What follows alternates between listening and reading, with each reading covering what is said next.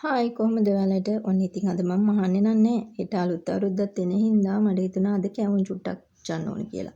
ඉතින් මේ විදිහට කැවුම් මිශ්‍රණය හදාගෙන මේ වගේ තෙලට දැම්මා. දානකොට ලස්සනට පිපිලා උඩට ආවා. ඉතින් මට හිතුණා ඔයාලටත් මේක පෙන්වන්න ඕනේ කියලා. ඔයාලත් කැවුම් හදන්නේ මෙන්න මෙහෙමද? මෙන්න මේවා නම් මේ හරියටම ගත්ත රෙසිපි නෙමෙයි. මේවා මගේ හිතේ මිම්මට මැනලා අරගත්ත ඒවා.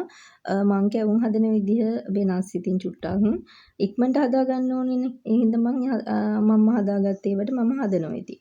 මම මේ මිශ්‍රණය නම් හදාගත්තේ ඊරයට කැකුළු හාල් චුට්ටක් පොඟන්න දාලා උදේට පොළුයි හාලුයි දාලා බ්ලෙන්ඩ් කරා. ඊට පස්සේ සීනිත් දාලා පොල් පැණි චුට්ටකුත් දාලා මේක හොඳට මික්ස් කරලා ඉවර වෙලා පාන් පිටිත් දැම්මා. පාන් පිටිත් දාලා මික්ස් කරලා ඉවර වෙලා පැය දෙකක් විතර වහලා තිබ්බා. වහලා තිබිලා ඔන්න කැවුම් හදන්න යනකොට තමයි ලුණු චුට්ටක් දාලා වතුර චුට්ටකුත් දාලා ආයෙ පදිම ගානට හදාගත්තේ.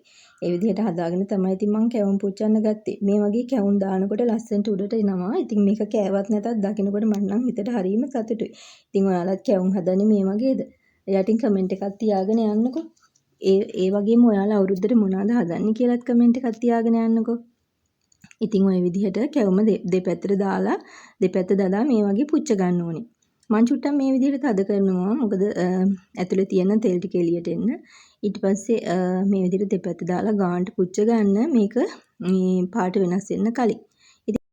ඉතින් හැමෝගෙම බලාපොරොත්තු වෙන සුබ නව වසරක් වෙන්න කියලා ඔන්න මම මේ වීඩියෝ එකේම ප්‍රාර්ථනා කරනවා ඔයාලට.